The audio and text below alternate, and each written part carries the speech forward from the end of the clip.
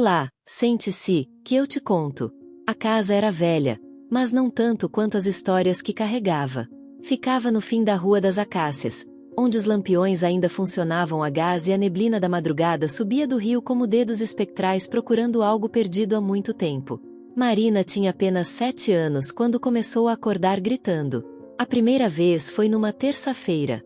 Seus pais, Júlia e Roberto, correram para o quarto pensando em pesadelos comuns.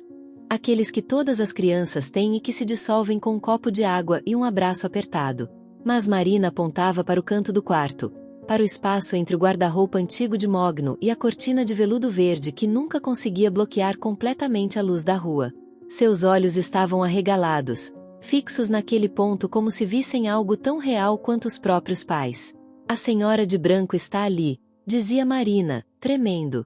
Ela está olhando para mim. Júlia acendeu todas as luzes. Roberto vasculhou cada centímetro do quarto. Nada. Apenas poeira dançando nos feixes de luz e o velho papel de parede com seus desenhos desbotados de pássaros e flores. Explicaram que eram apenas sombras, que a imaginação dela estava pregando peças. Marina concordou, mas seus olhos continuavam presos àquele canto, mesmo depois que eles saíram. Na noite seguinte, aconteceu de novo. E na outra. E na outra. Sempre no mesmo horário, sempre às 13h27 da madrugada, como se um relógio invisível marcasse o momento exato da aparição. Marina descrevia a figura com uma consistência perturbadora. Uma mulher alta, vestida de branco, com um vestido que parecia fluir mesmo sem vento, parada ao pé da cama, observando. Sempre observando. O mais inquietante era o rosto. Ou melhor, a ausência dele. Marina insistia que onde deveria haver olhos, nariz, boca, havia apenas um vazio liso e pálido, como porcelana não pintada. E ainda assim, de alguma forma impossível de explicar, Marina sabia que estava sendo observada. Sentia o peso daquele olhar sem olhos, daquela tensão sem face. Júlia começou a dormir no quarto da filha. Roberto instalou uma luz noturna nova, mais forte. Consultaram pediatras, psicólogos infantis. Todos falavam de terrores noturnos, de ansiedade de separação, de fases normais do desenvolvimento. Prescreveram rotinas de sono, restringiram açúcar antes de dormir, sugeriram histórias relaxantes. Nada mudou. As semanas se arrastaram em noites sem sono. Marina continuava acordando no mesmo horário, apontando para o mesmo lugar, descrevendo a mesma figura. Júlia segurava sua filha, cantava canções de ninar, mas sentia um frio crescente dentro de si. Não era apenas o cansaço.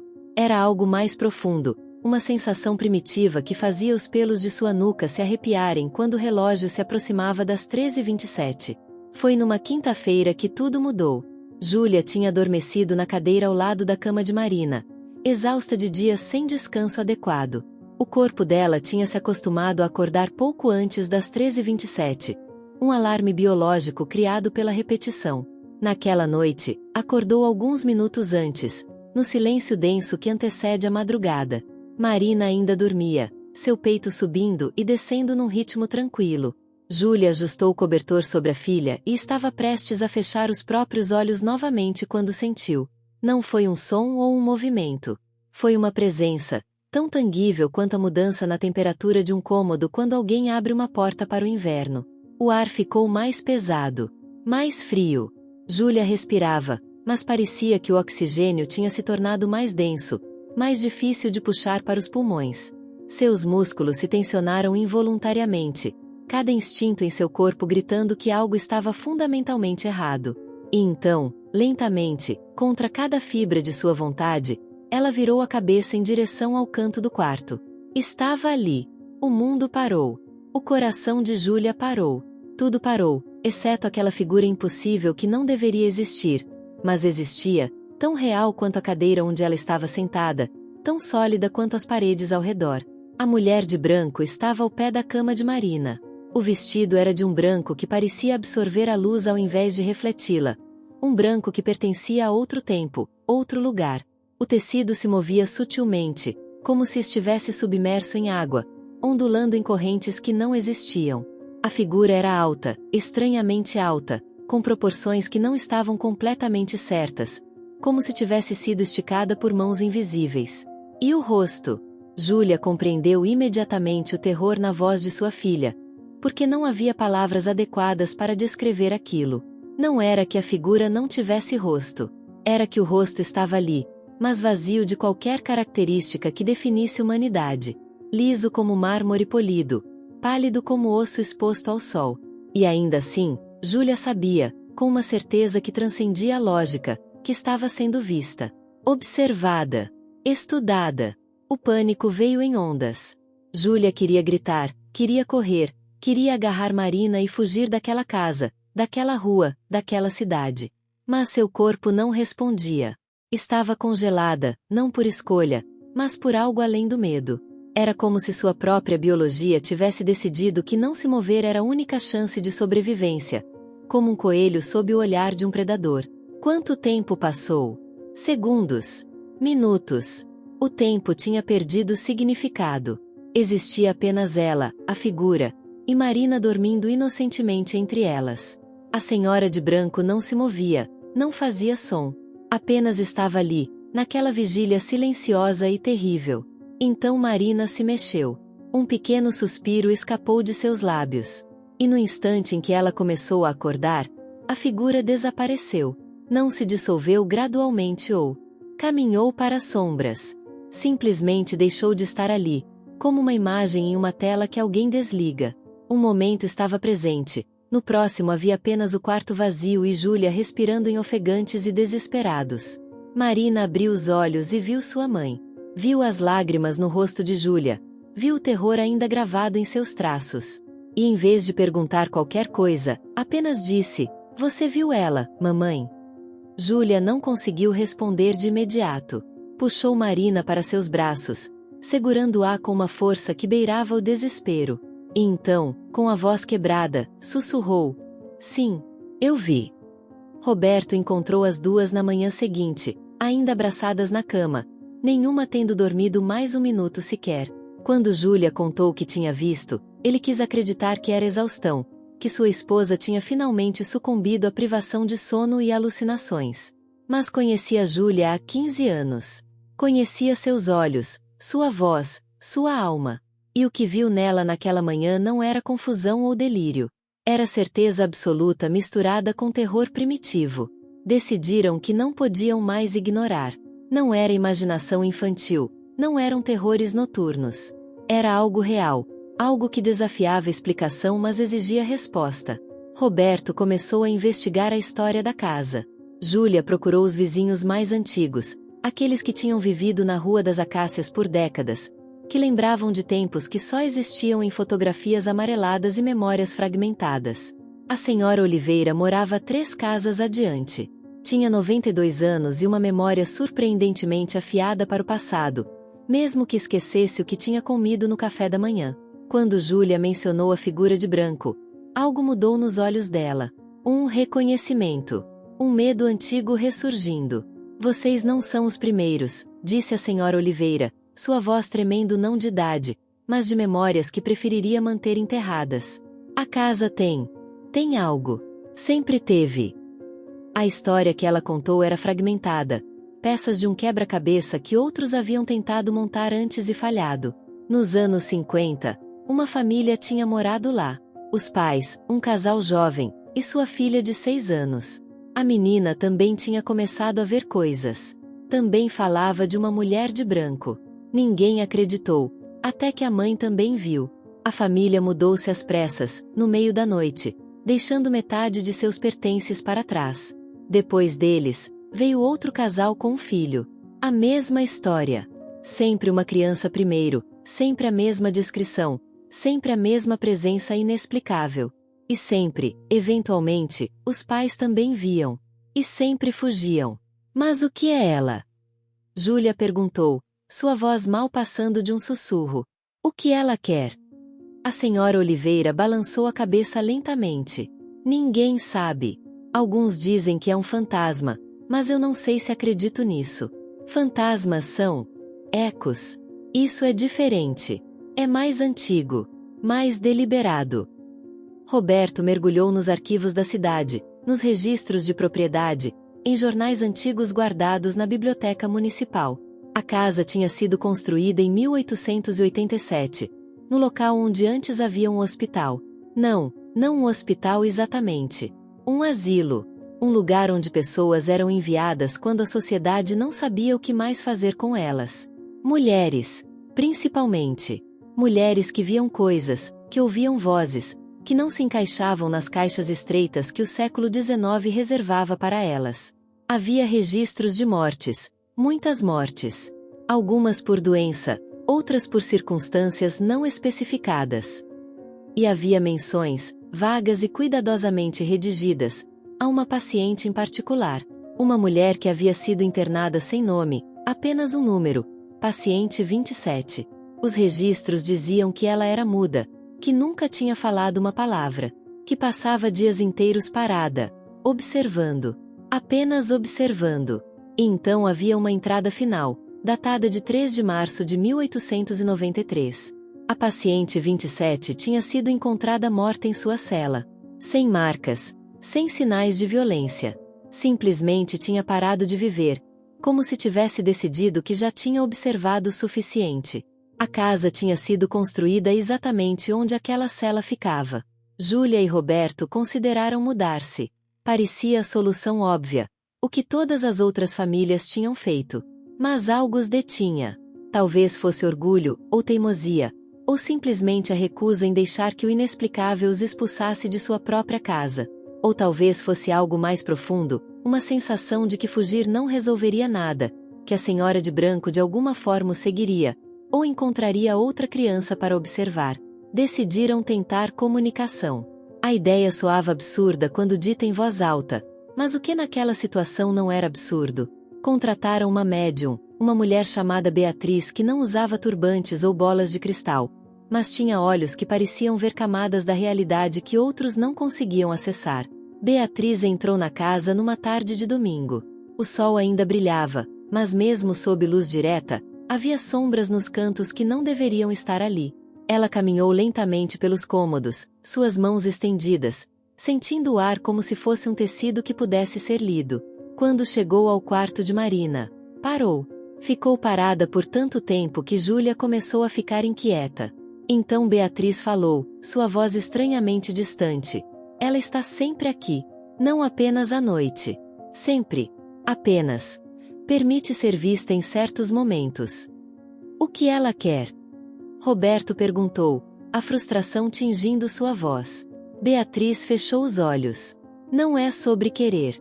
É sobre esperar. Ela está esperando. Esperando o quê? Não sei. Mas sinto que ela está procurando algo. Alguém. E ainda não encontrou. As palavras ficaram suspensas no ar como fumaça. Beatriz tentou fazer contato, tentou falar com a presença, mas não houve resposta. Era como gritar para o vazio e ouvir apenas o próprio eco retornando. A senhora de branco não queria comunicação. Queria apenas observar. Naquela noite, Júlia e Roberto montaram vigília juntos no quarto de Marina. Tinham uma câmera, gravadores de áudio, um termômetro digital. Se a figura aparecesse, queriam evidências, algo tangível que pudessem analisar, estudar, compreender. 13h27 da manhã chegou como sempre chegava, com aquela mudança no ar, aquela pressão crescente. Marina acordou primeiro, seus olhos imediatamente indo para o canto. Ela está aqui, sussurrou. E estava. Roberto a viu desta vez. Viu e sentiu seu mundo desmoronar.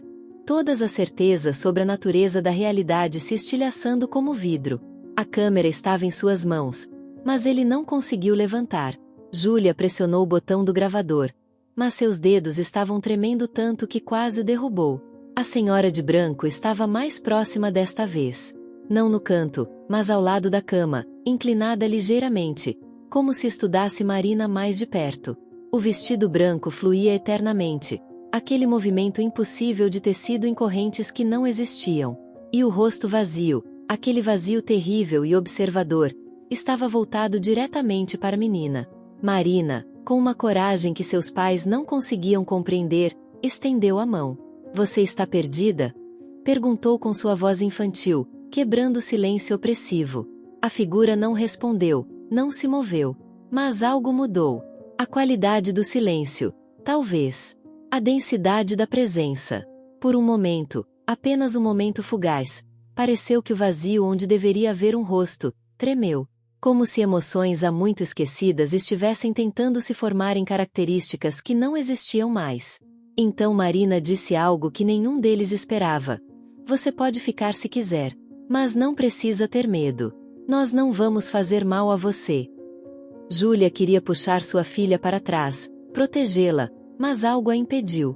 Talvez fosse a absoluta sinceridade na voz de Marina. Ou talvez fosse porque, pela primeira vez desde que aquele pesadelo começou, a presença não parecia ameaçadora. Parecia triste. Profundamente, infinitamente triste. A senhora de branco permaneceu ali por mais um momento. E então, pela primeira vez, se moveu. Não desapareceu subitamente como antes. Em vez disso, ergueu lentamente uma mão, aqueles dedos longos e pálidos estendendo-se como se quisesse tocar Marina. Mas parou a centímetros da criança, hesitante, como se tivesse esquecido como o toque funcionava, ou como se temesse causar dano. Lágrimas escorriam pelo rosto de Júlia. Embora ela não soubesse exatamente por quê. Não era apenas medo agora. Era algo mais complexo, uma mistura de terror, compaixão e um luto por algo que ela não conseguia nomear. A mão da figura começou a tremer. E então, lentamente, começou a se dissolver. Não desaparecendo, mas desfazendo, como névoa sob o sol matinal. O processo foi gradual, começando nas pontas dos dedos e subindo, revelando nada atrás, apenas ausência. O vestido seguiu, aquele branco impossível se desfazendo em fios de luz pálida que se dispersaram no ar. Por último foi o rosto vazio. E no momento final, naquele instante antes de desaparecer completamente, Júlia teria jurado que viu algo. Não traços faciais exatamente, mas uma impressão deles. Olhos fechados em paz. Uma boca curvada não em sorriso, mas em alívio. E então não havia nada. Apenas 3 pessoas em um quarto à luz da lua e o som de suas próprias respirações. Marina foi a primeira a falar. Ela se foi agora. De verdade se foi. E tinha ido. Os dias seguintes confirmaram. Não houve mais aparições às 13h27 da manhã. Não houve mais aquela pressão no ar. Aquela sensação de ser observado por algo além da compreensão. O quarto era apenas um quarto novamente. A câmera que Roberto tinha segurado naquela noite não capturou nada além de 3 pessoas sentadas em silêncio.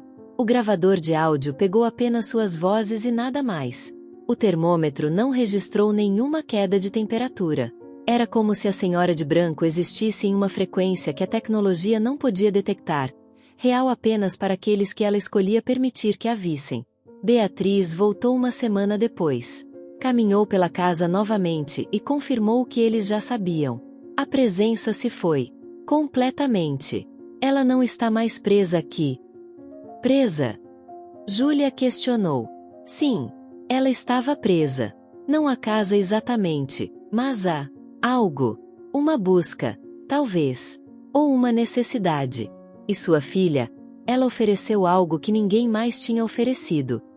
O que? Compaixão sem medo. Reconhecimento sem rejeição. Às vezes, é só isso que um espírito precisa. Ser visto não como uma coisa a ser temida ou expulsa, mas como alguém que sofre. Alguém que está perdido. Júlia pensou sobre a paciente 27, sobre aquela mulher sem nome que tinha passado seus dias apenas observando, muda em um mundo que não a entendia. Quantos anos ela tinha observado? Quantas gerações de crianças? E o que ela estava procurando? Talvez alguém que olhasse para trás sem gritar. Alguém que oferecesse mão em vez de medo. A vida voltou ao normal, ou mais próximo do normal que podia depois de tal experiência. Marina continuou crescendo, e embora se lembrasse claramente de tudo, não parecia traumatizada. Se algo, parecia mais velha de alguma forma, como se tivesse compreendido algo sobre a natureza da existência que levaria outros uma vida inteira para aprender. Mas havia uma mudança. Às vezes, tarde da noite quando a casa estava silenciosa, Júlia acordava com a sensação de que não estavam completamente sozinhos. Não era ameaçador, não era aquela presença opressora de antes. Era mais suave, mais distante. Como alguém que tinha passado depois de uma longa jornada e ocasionalmente voltava para verificar, para garantir que aqueles que a tinham libertado estavam bem. Marina sentia também. Ela está feliz agora, dizia às vezes, olhando para as sombras com aqueles olhos sábios além de seus anos. Ela encontrou o que estava procurando. Júlia nunca perguntou o que era. Algumas respostas eram mais verdadeiras quando deixadas não ditas. Os anos passaram. Marina cresceu em uma jovem, depois em uma mulher. A história da Senhora de Branco tornou-se parte da mitologia familiar, algo que eles compartilhavam em raras ocasiões, geralmente tarde da noite quando a conversa derivava para o extraordinário. Roberto sempre terminava essas conversas balançando a cabeça em maravilha, ainda incapaz de reconciliar completamente o que tinha visto com sua compreensão de como o mundo funcionava. Mas Júlia entendia, ou pensava que entendia. O mundo era mais estranho, mais profundo, mais misterioso do que a maioria das pessoas permitia. Havia camadas da realidade que só se revelavam em momentos específicos, para pessoas específicas. E às vezes, apenas às vezes, essas camadas se sobrepunham, e o impossível se tornava brevemente visível. A casa na Rua das Acácias permaneceu. Outras famílias a consideraram ao longo dos anos, mas sempre decidiam por outro lugar. Talvez sentissem algo, algum eco residual da história que aquelas paredes carregavam. Ou talvez fosse apenas coincidência. Júlia e Roberto nunca se mudaram. Era sua casa, e a Senhora de Branco tinha sido, em última análise, não uma maldição, mas uma professora. Tinha-lhes ensinado que o medo era apenas uma reação, não uma verdade. Que compaixão podia existir mesmo diante do incompreensível. E que às vezes, as coisas mais assustadoras eram apenas coisas tristes disfarçadas. Marina eventualmente teve seus próprios filhos. E quando sua filha mais velha, aos 6 anos, começou a falar de sonhos estranhos, de sensações de não estar sozinha, Marina não entrou em pânico. Em vez disso, sentou-se com a criança e contou a história da Senhora de Branco. Não como um conto de terror, mas como uma história sobre empatia, sobre ver além do medo, sobre oferecer mão para o desconhecido. Às vezes, Marina disse, acariciando o cabelo de sua filha, as coisas que nos assustam estão apenas esperando que sejamos corajosos o suficiente para olhar mais de perto, para ver além da superfície. E quando fazemos isso, quando realmente vemos, descobrimos que não há tanto a temer afinal. E na escuridão do quarto, por apenas um momento, Júlia teria jurado que sentiu aquela presença familiar novamente. Não ameaçadora, não observadora, mas aprovadora. Como uma bênção silenciosa de algo que uma vez tinha sido apenas terror, mas que se tinha transformado em algo mais profundo. Uma lembrança de que mesmo nas sombras, mesmo no inexplicável, havia humanidade. Havia conexão. A Senhora de Branco nunca mais foi vista. Mas sua história permaneceu, passada de geração em geração. Não como um aviso, mas como uma lição. Que o mundo era mais vasto do que podíamos imaginar. Que havia mistérios além da compreensão. E que às vezes, a maior coragem não era enfrentar o que temíamos, mas ter compaixão por ele. No fim, talvez fosse isso que a paciente 27 tinha estado procurando por todo aquele tempo. Não apenas ser vista, mas ser reconhecida. Não apenas ser temida, mas ser compreendida. E uma criança de 7 anos, com a sabedoria inocente que apenas crianças possuem, tinha dado isso a ela. Tinha visto uma figura aterrorizante e escolhido oferecer gentileza em vez de gritos. E talvez fosse isso que todos nós estávamos procurando, no final. Não ser monstros na escuridão, mas almas perdidas esperando que alguém, qualquer um, olhasse além do medo e visse o que realmente éramos. Solitários. Confusos. Humanos. Mesmo quando a humanidade tinha sido esquecida há muito tempo. A casa ainda está lá, na Rua das Acácias. As luzes a gás ainda iluminam a noite. A neblina ainda sobe do rio. E se você passar por lá às 13h27 da manhã, pode sentir algo. Não terror, não mais. Mas uma espécie de paz melancólica. O eco de uma história que terminou não em horror, mas em compreensão. E talvez, apenas talvez, se você for realmente atento, você pode ver um lampejo de branco no canto do olho. Não ameaçador, não mais observando. Apenas passando, livre finalmente, Para onde quer que as almas perdidas vão quando finalmente encontram o que estavam procurando? Paz. Reconhecimento. Um simples gesto de compaixão no escuro. Isso era tudo que ela sempre tinha precisado. E uma criança, com a coragem que apenas a inocência pode produzir, tinha dado a ela. E ao fazer isso, tinha transformado uma história de terror em algo mais profundo. Uma história sobre humanidade persistindo além da morte, além do medo, além do esquecimento. A Senhora de Branco tinha finalmente ido para casa, e deixado para trás não um legado de terror, mas de lição. Que mesmo o mais assustador de nós às vezes está apenas esperando que alguém seja corajoso o suficiente para ver além do medo, para estender a mão, para dizer, simplesmente, você não precisa ter medo. E nem eu. Nenhum de nós precisa. Mas as histórias, como as almas, têm camadas. E o que parecia ser um fim era apenas uma pausa, um respiro entre capítulos. 10 anos depois da partida da Senhora de Branco, Marina estava com 17 anos. Tinha se tornado uma jovem reflexiva, atraída por coisas que outros consideravam mórbidas ou estranhas. Estudava psicologia, fascinada pela mente humana e seus mistérios. Mas também estudava história, particularmente a história das mulheres esquecidas, daquelas que tinham sido silenciadas, apagadas, reduzidas a números em registros empoeirados. Foi durante uma pesquisa para um projeto escolar que ela encontrou algo que mudaria tudo novamente. Estava na biblioteca municipal, aquela mesma onde seu pai tinha descoberto a história da paciente 27 anos antes. Mas Marina foi mais fundo. Procurou não apenas nos registros oficiais, mas nas cartas, nos diários pessoais doados por famílias antigas, nos fragmentos de vidas que tinham sido preservados quase por acidente. E encontrou um nome. Em uma carta datada de 1891, escrita por uma enfermeira do asilo chamada Margaret Sullivan, havia uma menção à paciente 27. Mas não era apenas uma menção clínica. Era pessoal, carregada de emoção que tinha sobrevivido mais de um século no papel amarelado. A paciente sem nome chegou hoje, a carta dizia. Eles a encontraram vagando pelas ruas depois que sua família morreu no incêndio. Não fala, talvez não possa falar. Ou talvez tenha escolhido não falar. Não posso culpá-la. Ela perdeu tudo. Seu marido, seus 3 filhos pequenos, sua casa. Tudo consumido pelas chamas enquanto ela estava no mercado. Quando voltou, não havia nada além de cinzas e silêncio. Dizem que ela ficou parada diante das ruínas por 2 dias inteiros, apenas observando, como se esperar tempo suficiente pudesse trazer todos de volta. Seu nome era Helena. Helena Carvalho. Mas ela não responde mais a ele, então suponho que não importe. Marina leu e releu aquelas palavras, suas mãos tremendo. Helena. A Senhora de Branco tinha um nome. Tinha tido uma família.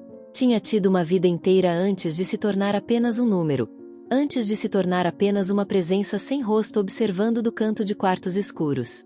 Havia mais cartas. Margaret tinha escrito regularmente para sua irmã. E em cada carta mencionava Helena. Falava de como a mulher passava horas olhando pela janela de sua cela, sempre voltada para o oeste, para onde o sol se punha. Falava de como, nas raras ocasiões em que outras pacientes tentavam interagir com ela, Helena simplesmente continuava observando, como se estivesse procurando algo no horizonte que apenas ela podia ver. Ela está procurando por eles, Margaret escreveu em uma carta de 1892. Por seus filhos. Sei disso da mesma forma que sei que o sol vai nascer amanhã. Ela está procurando, esperando que talvez, de alguma forma, eles voltem para ela. Que ela possa vê-los mais uma vez. É de partir o coração. A última carta era de abril de 1893, um mês após a morte de Helena. A paciente 27 faleceu ontem. Encontramos ela de manhã, deitada em sua cama com os olhos abertos, olhando para a parede como sempre fazia. Mas desta vez não estava procurando. Estava vazia. Como se o que quer que a mantivesse aqui tivesse finalmente se esgotado. Espero, sinceramente espero, que ela tenha encontrado seus filhos. Onde quer que as almas vão, espero que estejam juntos agora. Marina chorou ali mesmo na biblioteca, cercada por estranhos que não entendiam por que uma adolescente estava soluçando sobre documentos antigos. Mas ela entendia agora. Entendia tudo. Helena não estava procurando algo genérico ou abstrato. Estava procurando seus filhos. E por décadas, por mais de um século, tinha continuado procurando, observando crianças enquanto dormiam, esperando, sempre esperando reconhecer os rostos que tinha amado e perdido. Quando Marina viu ela pela primeira vez aos 7 anos, Helena deve ter pensado, por um momento, que finalmente tinha encontrado. Mas não, era apenas outra criança, outro rosto desconhecido. E assim continuava observando, presa em um ciclo de esperança e decepção que se repetia infinitamente. Até que Marina ofereceu algo diferente. Não reconhecimento, porque Marina não era quem Helena procurava, mas aceitação, compaixão. A mensagem de que estava tudo bem parar de procurar, que estava tudo bem descansar. Marina voltou para casa naquela noite com cópias de todas as cartas. Júlia e Roberto leram, e um silêncio pesado caiu sobre a sala de jantar. Não era mais uma história de terror. Era uma tragédia. Uma mulher que tinha perdido tudo e passado o resto de sua existência, morte incluída, procurando pelo que nunca poderia recuperar. Precisamos fazer algo, Marina disse finalmente. Ela descansou, mas ela merece ser lembrada. Não como a paciente 27. Como Helena. E assim começou um projeto que consumiria os próximos meses da vida de Marina. Ela pesquisou mais, encontrou registros do incêndio que tinha matado a família de Helena. Descobriu os nomes dos filhos, Gabriel, de 8 anos, Sofia, de 5, e o bebê, Miguel, que tinha apenas 6 meses. Encontrou onde tinham sido enterrados, em um cemitério antigo na periferia da cidade, suas lápides simples e desgastadas pelo tempo. Helena tinha sido enterrada no cemitério do asilo, do outro lado da cidade. Separada de sua família até na morte. Marina começou uma campanha, pequena mas determinada. Escreveu artigos para o jornal local sobre Helena Carvalho, sobre as mulheres esquecidas que tinham sido silenciadas pela história. Levantou fundos para um memorial. E, com a ajuda de um advogado que se comoveu com a história, conseguiu permissão para exumar os restos de Helena e reenterrá-los ao lado de seus filhos. A cerimônia aconteceu em um dia nublado de outono.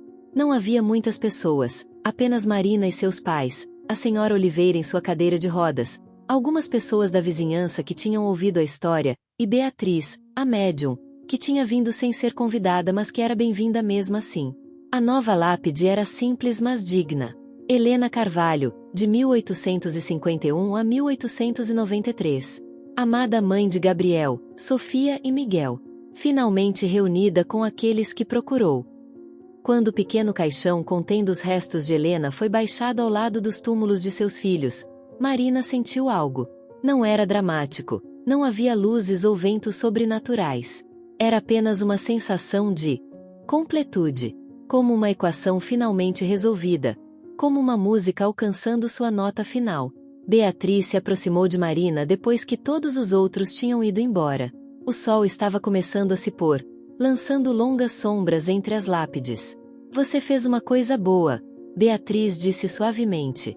Não apenas ao deixá-la ir, mas ao trazê-la para casa. Você acha que ela sabe? Marina perguntou. Que finalmente está com eles. Beatriz olhou para o túmulo por um longo momento. Sim, disse finalmente. Eu acho que ela sabe. Naquela noite, pela primeira vez em 10 anos, Marina sonhou com a senhora de branco. Mas o sonho era diferente. Helena estava lá, ainda vestida de branco, mas o vestido agora parecia leve, quase alegre, movendo-se com uma brisa suave e real. E ela não estava sozinha. Havia 3 crianças ao seu redor, rindo, brincando, chamando mamãe com vozes que ecoavam como sinos. E pela primeira vez, Helena tinha rosto. Não um rosto liso e vazio, mas um rosto real, com olhos gentis, um nariz delicado, uma boca curvada em um sorriso de alegria pura. Ela olhou para Marina através do sonho, e Marina sentiu uma gratidão que transcendia palavras. Helena acenou. Um gesto simples, mas carregado de significado. Obrigada. Adeus. Estou em paz agora. E então ela se virou, pegou as mãos de seus filhos, e caminhou em direção a uma luz que Marina não podia ver claramente, mas que sentia ser calorosa e acolhedora. A família desapareceu naquela luz, juntos finalmente, completos novamente. Marina acordou com lágrimas no rosto, mas eram lágrimas de alívio, não de tristeza. Sabia, com a mesma certeza inexplicável que sua mãe tinha sentido anos antes, que Helena tinha verdadeiramente partido agora. Não apenas descansando, mas feliz. Reunida com aqueles que amava, livre do peso de uma busca que tinha durado mais de um século. A história se espalhou. Não amplamente, mas o suficiente. Outros começaram a pesquisar as histórias por trás dos números nos registros do asilo. Outras mulheres esquecidas começaram a ter nomes novamente, histórias novamente. Marina tinha começado algo maior do que imaginava. Um movimento para restaurar a humanidade àqueles que a sociedade tinha tentado apagar. A casa na Rua das Acácias permaneceu como sempre estava. Mas agora, quando as pessoas passavam, ocasionalmente paravam para olhar. Alguns sabiam da história, outros apenas sentiam que havia algo especial sobre aquele lugar. Não assustador, mas significativo. Um lugar onde algo importante tinha acontecido, onde o amor tinha persistido além da morte, e onde a compaixão tinha finalmente trazido paz. Marina cresceu para se tornar uma historiadora, especializando-se em histórias de mulheres marginalizadas.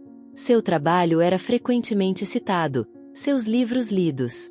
Mas ela sempre dizia que tinha aprendido sua lição mais importante aos 7 anos, de uma presença sem rosto em um quarto escuro.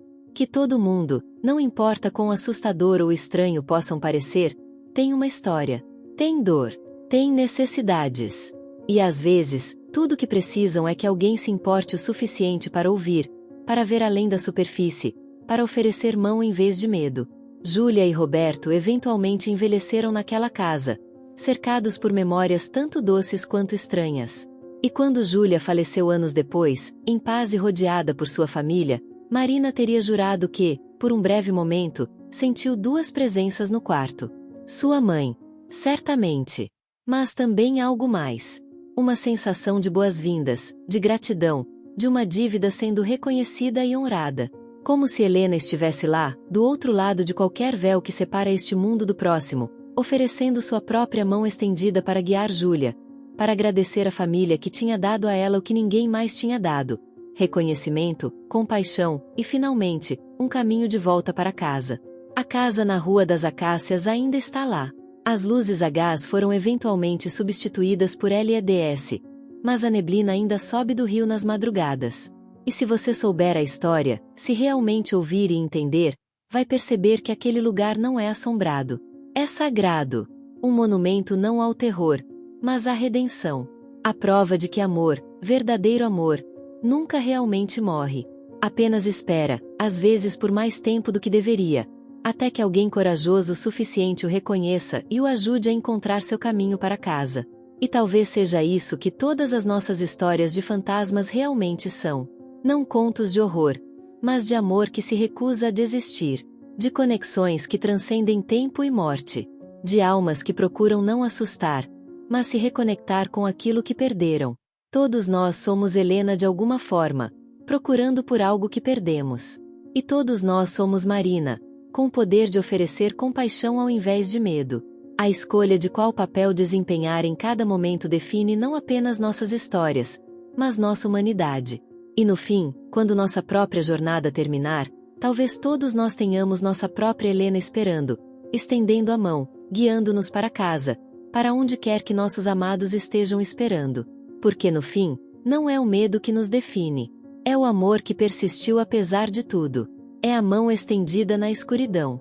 É a escolha de ver humanidade onde outros veem apenas sombras. Essa é a verdadeira história da Senhora de Branco. Não um conto de terror, mas uma canção de ninar sussurrada através das gerações. Um lembrete de que todos merecemos ser vistos, ser conhecidos, ser amados. E que às vezes, os gestos mais simples, as palavras mais gentis, podem libertar não apenas outros, mas também a nós mesmos das prisões invisíveis que construímos com nossos medos. Helena encontrou seu caminho para casa. E ao fazer isso, ensinou a todos nós como encontrar o nosso.